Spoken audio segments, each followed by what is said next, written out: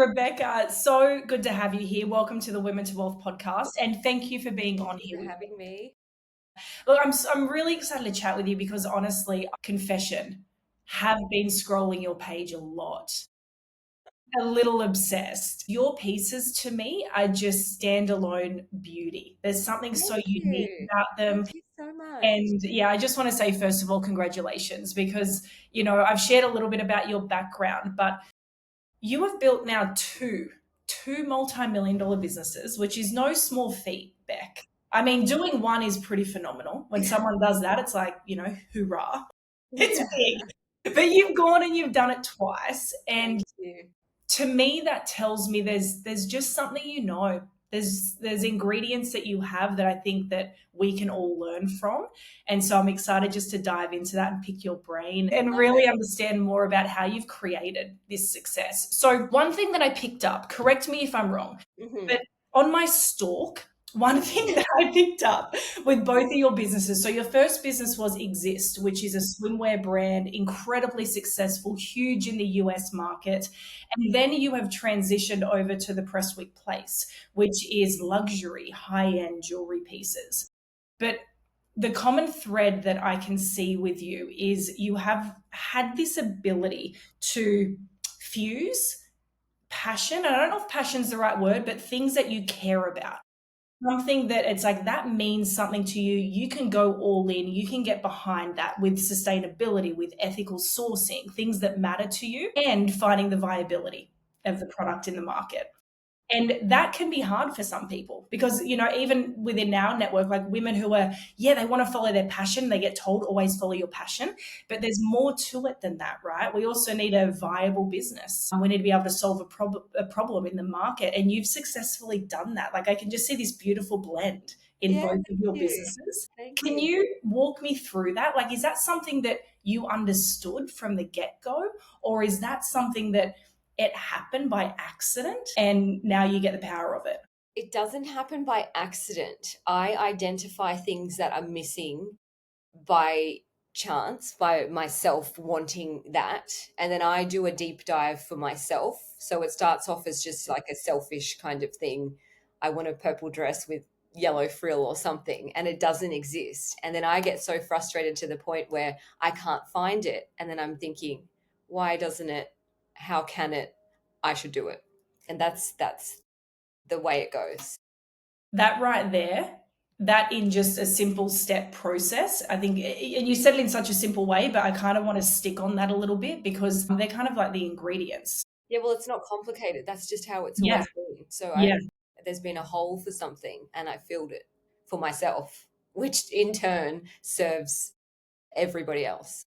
And for you going through that process, because I think where people can get stuck is going, there's a problem, but they're not doing the deep dive Yeah. into let me figure this out. Yeah. What's your process with that? What gets you excited to be more curious about, let me figure out this problem and provide a solution for this? Well, I just get fixated on having to bring something to life.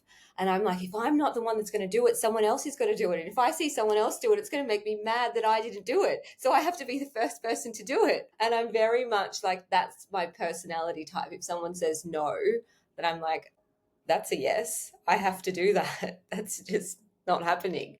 Where does that mindset come from? Because that's a really, it's a powerful mindset. I think it started very early on for me, maybe my early 20s, starting business and seeing. I remember, you know how Instagram does those memory things and it shows you photos? I remember seeing a photo that I posted, I think maybe from 2012, and it was me in business class. And I had the caption on it like, it's so frustrating to see a full cabin of males in business class and I'm the only female here. So I think at that time when it was just very much me starting this business in a male dominated or orientated world, it seemed, that spurred me on a little bit. Hmm. So it I was love that. just women in business that has grown to a whole different level. And now I see a challenge and I'm like, well, I can do it. That's fine. See, we all need to learn from that, because what would you say, even going through that, even though you have that mindset, you've identified the problem and you're going, okay, I'm not okay with this. If I don't bring it to the world, someone else is going to bring it to the world. So Yeah. let's go. That's kind of Yeah. the attitude I get from Yeah. you. Yeah. Let's go. Yeah. What advice do you give for women who are like, yeah, me too, but I'm feeling a bit held back? Because, that's when our fears and the doubts and the hesitancy can come up as well. How do you manage all of those when you're going through that process? Just start when you're not ready. Just start. You don't have to be ready to start. There's no start date. There's never going to be a time where the website's good, the Instagram's good, your marketing strategy's good, the time of day and the sun and the stars and the moon aligns and like your period tracker's here. Just start when you're not ready, because if you don't, you never will. Just go for it. We could wrap it just there, Beck. We could wrap this episode just there. Start when you know what I mean? Because everybody, like, we all have these excuses. I'll do it when I've got my packaging here. No, you don't need to. Just start. And once you get an order, figure it out because your packaging's coming. Just figure it out and start. Yeah, it is one of those things. I'm always saying, if you're not laughing at the shit that you put out a couple of years ago, then you never really gave it a go. Yeah. No, because as you said, it's never going to be perfect. And usually there's something else there, right? Like we're kind of leaning into perfection, which stops us from actually just doing the thing we know we need to do. But you are right. Like if you don't go through that cringe phase and just get the first thing done, and yeah, you will look back and go, wow, I can't believe that I actually sold it and it looks like. Yeah. But that's where you've got to start. So if you're not willing to go through the cringe and the phase where you're like, yeah, in 5 years' time, I'm going to laugh at this. Yeah. That's just part of it. Yeah. It's never going to be perfect. So why not just give it a go? Yeah, absolutely. Now, talk to me about something that I think is really beautiful that you have done is, I know sustainability is at the core of your business and it's like a North Star for you. That's what I sense, is it's kind of guiding the Prestwick Place and everything that you guys are doing. What I appreciate is, in a world where I feel there's a lot of businesses who maybe put the badge of sustainability on, and they try and offset it. So they still do what they're doing and then they'll offset it in some way. And, like, let's put the badge on so that we can say we've done this. Yeah, at the checkout, you can donate $1 to someone's foundation or something. Yeah, correct. What I really appreciate about what you have done is you're not putting the badge on, you've kind of changed the game in an industry. Like you're recreating or creating a whole new product. Thank you. To come into that space. Talk to me about that, about how you understood, this isn't about just playing the same game. I kind of need to create a new game in this space. Well, it's exactly that. All of my bikinis from day one, so from 2011, 2012, they've always been sustainable, recycled, but it just wasn't cool to market it then. It was a bit like uncomfortable to say, yeah, this is made from recycled plastic or fishing nets or whatever. We just weren't on the bandwagon. So from day one, all of my stuff has been sustainable. And then we've entered this sustainability era and everyone loves it. But for me, it's like, personally, we have to know better and do better. And so in my practices, I just apply that. And if it's going out to the masses and if I can educate people while doing that, and even if they're unknowingly making a better decision, then good on everyone. But if I just figure if I've got the power to do it, I should be. I shouldn't be doing what everybody else is doing just because it's cheaper by $2 or something. I have to make a better impact for me, for my kids, for everybody else, for the environment, for my dog. Like, we just have to do better. And it starts with one person doing one thing, and then it's a flow-on effect. What have you seen is the result of that, like sticking to your guns and your values around that? What has that resulted in for the business? It gets you a long way as far as like client respect or follower admiration, and people just really respecting the brand and making more conscious decisions, choosing my brand over somebody else's brand because of what we stand for.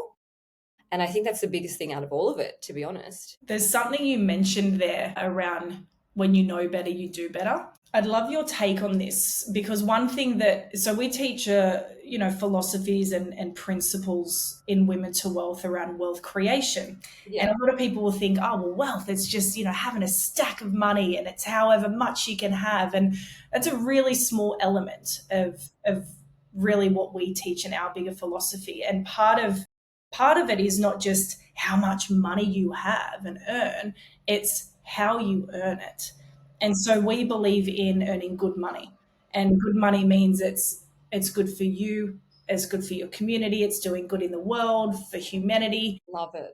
And because I was on a walk this morning with my partner and we are talking about this. And I said, there'll never be any Bonnie Blues in Women's Wealth Method. And he's like, who's Bonnie Blue? And I was like, the woman who did the record, slept with 1,000 guys in a day. What? Yes. Sorry? Do you not know this? No. Let's not go there, but you'll look it up after this. I know what you're going to be doing. You're like, oh, Google. Yeah, okay. So whether it's, and look, whatever you're going to do, you're an adult. Women, make your decisions, Yeah, right? yeah. But understand where you're making them from Yeah. and why you're making them. And so I said, well, and so her name is like, she calls herself Bonnie Blue, I think. Okay. And so, yeah, over 1,000 guys slept with within a 24-hour period. And making bank, no doubt, Beck, making bank. But here's the thing. No, not happening. Like, ladies, we have there's a standard, and I think as women, you yourself being a mum and women in business, and this whole, when you know better, do better. And yeah, let's create wealth, but wealth isn't about the amount of money sitting there. It's your ability to make good money. It's your ability to solve problems in the world and bring value into the world. Like, when women get in that space, we do really good shit, right? I know. Yeah. So talk to me about that. Is that a philosophy that you have maybe? Like, does that stand true for you? Yeah. 100%. If you know better, you should do better. Like little things as well. Putting the trolley back in the trolley bay in the car park.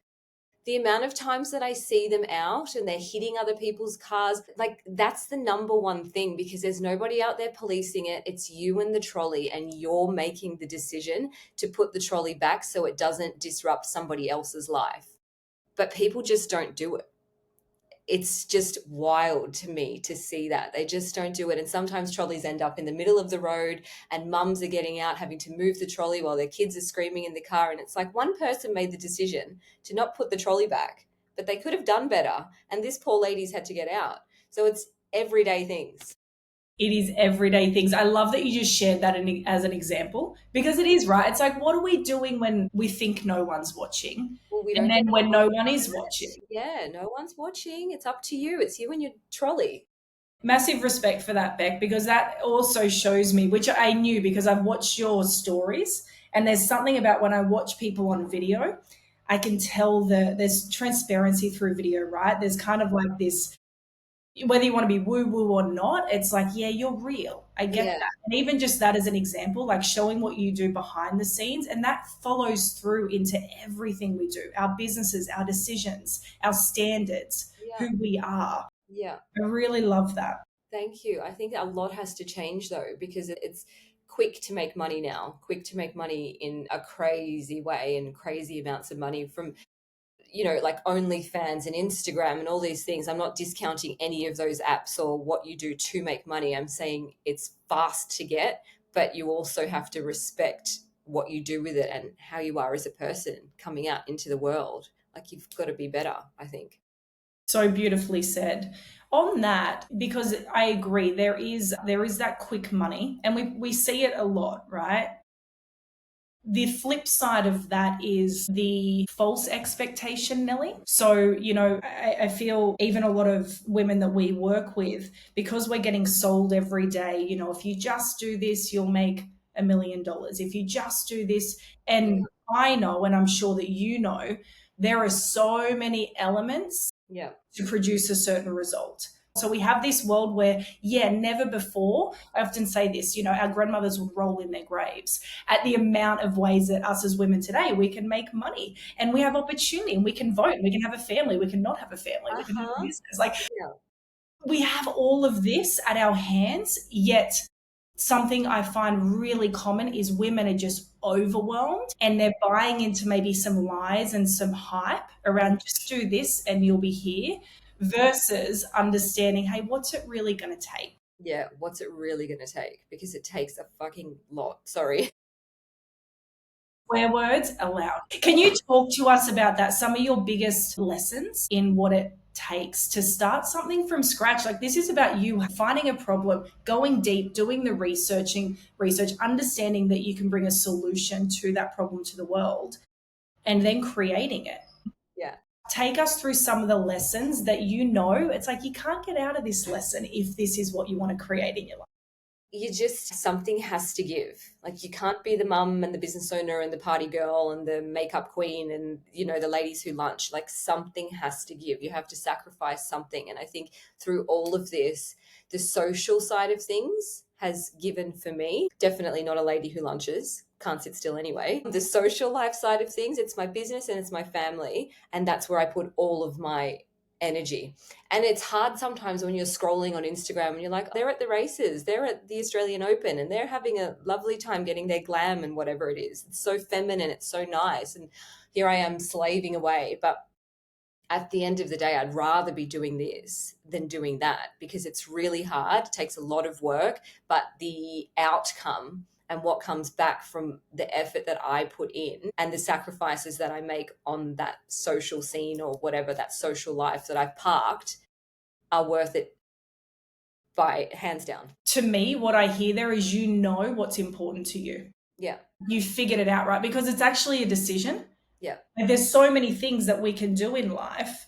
And we get sold this, you can have everything. And I'm like, you can't have everything at once. No. You have to choose what you want, like what's important to you now. How did you figure that out with all the distractions, all those things of that, you know, all the areas of life that we could go into and that we think we might miss out on? How do you figure out what's most important to you and make a decision around? Well, it's just when I've attempted to do things, I've attempted to be like, I can manage kids and a business and go out. I can still go to the races. I can still go to the Oz Open. I can still do all of this. When I attempted to do one of these things or add a little bit extra on to see if I could have it all, my energy was just flat. Had nothing else to give anywhere else. And it was like the scales were out of whack. So I've tried and I've failed. So I've pulled back. And that's okay. I can accept that. Then that's it. I think that you need to be aware then, right? Because sometimes the opposite of that is you keep trying to just do it. Keep trying to. Because we think everyone's, you know, doing all of these things. But like you said, maybe they're doing them, but it's half-assed. That's 100% half-assed. Like it looks like they're having a good time, but if you look at their business model and you probably look at their profit loss, their loss is far higher than the profit. Yeah. So, it's just such an important thing. Like I want women to hear that it's okay that you have to choose what to give up or sacrifice right now okay. for what you really want, for the return of the thing that matters.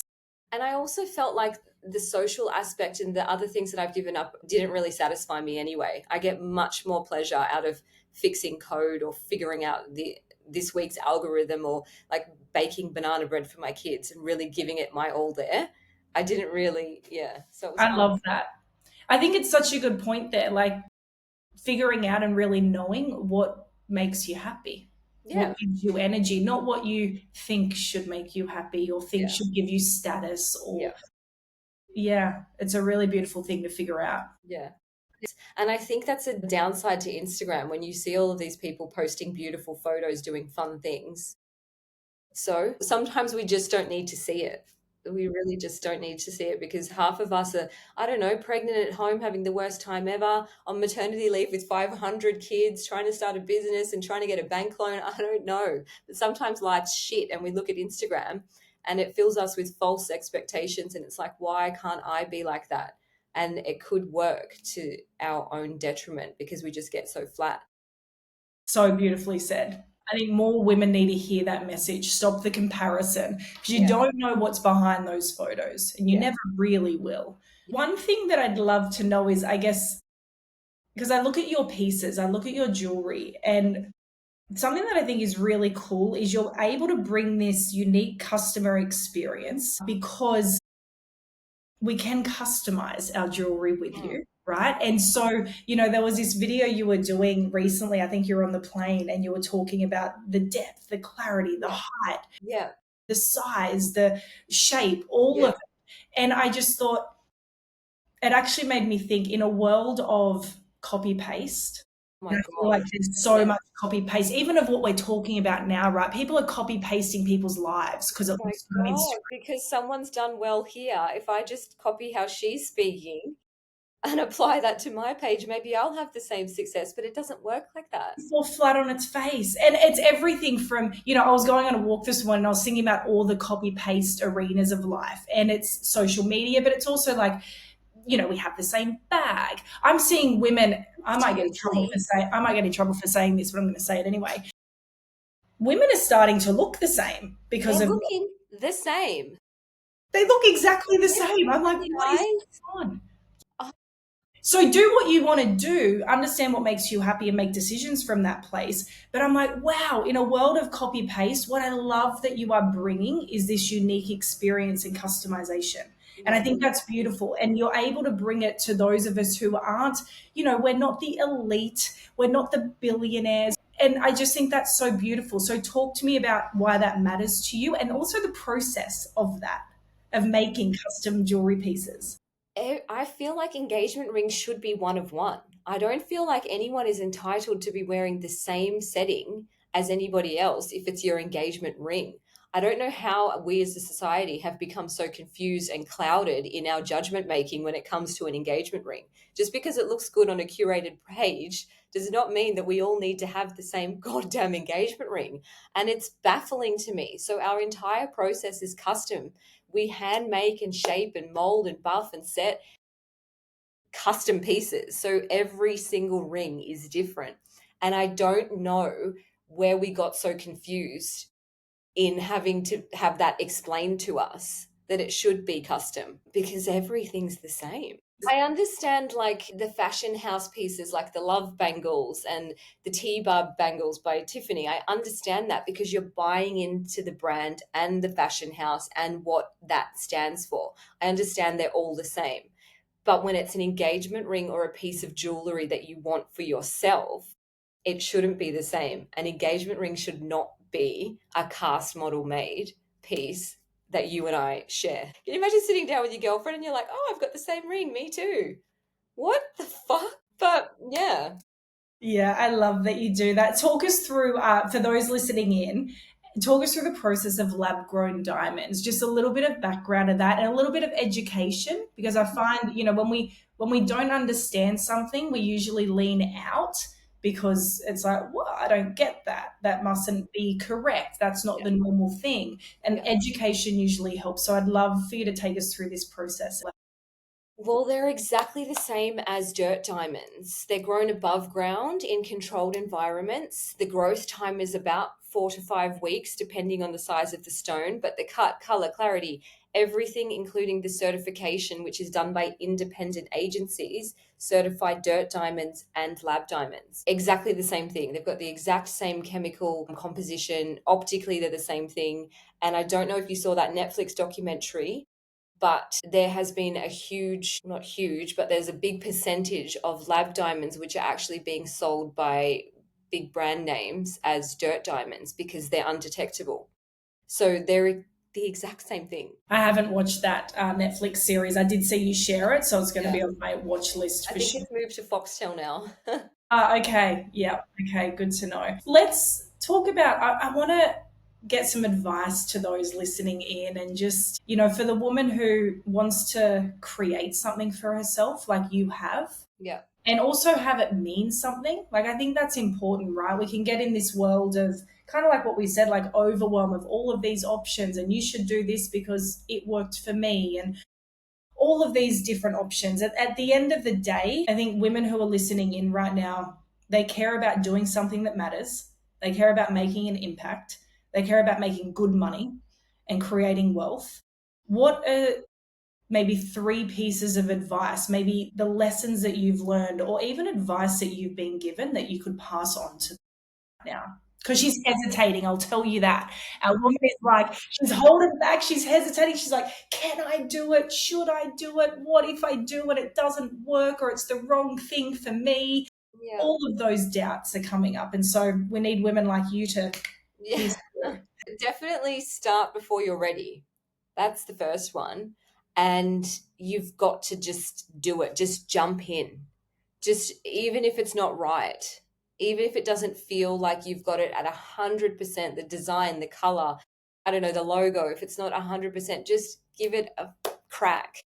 You've got to go there. And I would say that whatever you see online, don't compare yourself to anything else. If you can, just stay in your lane and don't look at what anyone else is doing. Even if it's a startup or it's a bigger brand and you're following her model or you think she's an inspiration, don't worry about what it looks like, because I bet you that the office is not as big, the staff is not as big, like her workload is probably this much and she makes it out to be big. Like, don't worry about anybody else except for yourself. Yeah, that's amazing advice because I always think that we can only focus one way, right? Our focus goes one way. It's like, where is it? Is it on someone else, thinking about someone else, comparing to someone else, or is it on what you're doing and where you're going and what Yeah, matters most? yeah, it is. And you know what? Just to your point of just get started, again, I just want to hit that home because I know for me, like every business that I've built, it's yeah, you want it to be so scheduled out and this really Organized, word well done. organized and it all just really flows. No. And there's unicorns, and someone feeds you lovely, perfect temperature coffee, and your phone's set up, and your desk is organized, and there isn't shit on the floor. There's never shit on the floor. It's just not how it Yeah. goes, right? And for me, I just know I would have never figured out the things I've figured out if I didn't just get going.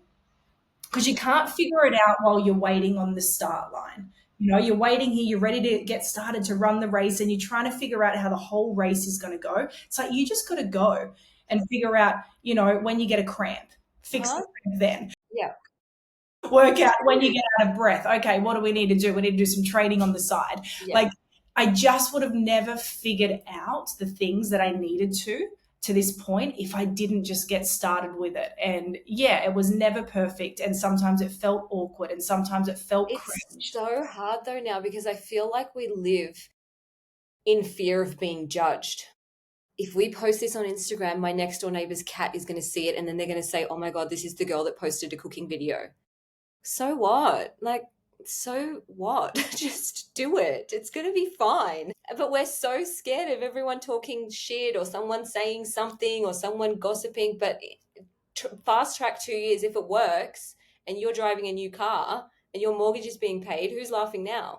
Yes. And I think that's the thing, right? It's like, what are you caring about? Let's care about some bigger things. Yes. People are caring about what Mari said to Marge on the street. Like, your life isn't going to get too big because Yeah, that it's not. problem isn't big. Yes. Like, let's go bigger. Yeah. Yeah, it's it. Okay, what is next for you guys? What can we expect? I'm going to come visit you when I'm at the Gold Coast I next. hope so. Yes. So, what is next for you guys? Anything that you can share with us? Any exciting updates? We're really stepping into the larger carat sphere and coloured diamonds. There's been a huge, huge demand for big carats. Like I have a 10 carat here. I've got a 6 carat and 8 carat coming. So really specializing and honing in on the large stones and coloured stones, canary diamonds, pink diamonds. They're having a moment. So but we encompass everything, which is sometimes people don't know. Earrings, necklaces, belly rings, dog chains, the whole thing. So we do it all. That's fantastic. Well, when I come and visit at the Gold Coast, I'll bring my boyfriend Chris. He can come. He can sit in the man chair. Yeah, I'll just show him around a few Yeah. pieces. Good girl. Rebecca, where can everyone connect with you, go follow you, and find your beautiful pieces? The Prestwick Place on Instagram, TikTok, and theprestwickplace.com, and Sorrento on the Gold Coast. So good. Hey, thank you you so much for being here and chatting with me, and thank you for all the advice you've given so us. much for having me. It was so good. So appreciate it. You Thanks, too. Beck. We'll Thank talk to you soon. you. Bye.